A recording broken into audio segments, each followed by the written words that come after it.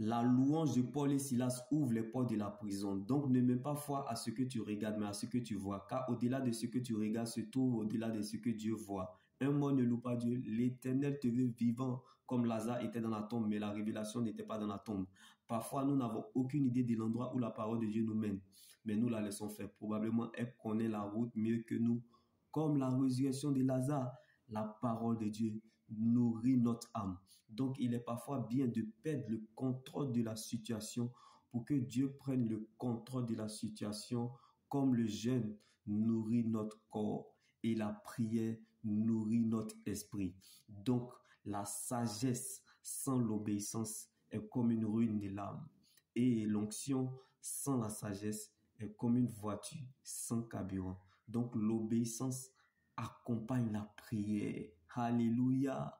Donc, le désastre pour un être humain, c'est de perdre la vision de Dieu pour sa vie.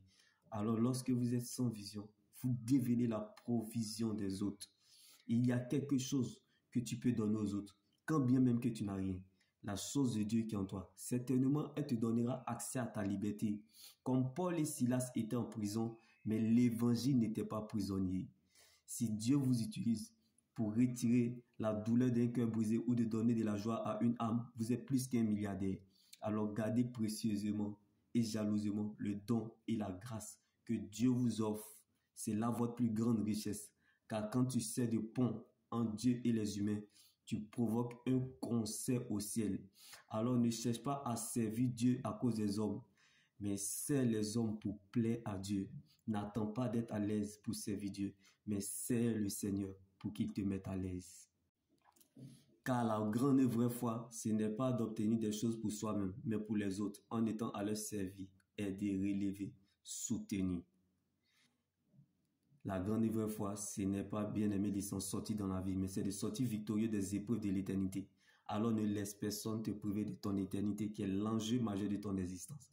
Reste focalisé sur le Seigneur Jésus-Christ seul, car la preuve, la valeur et la raison de ton existence, c'est ton salut en Jésus. La vie est ce que nous pensons, mais l'éternité est ce que Dieu pense de nous.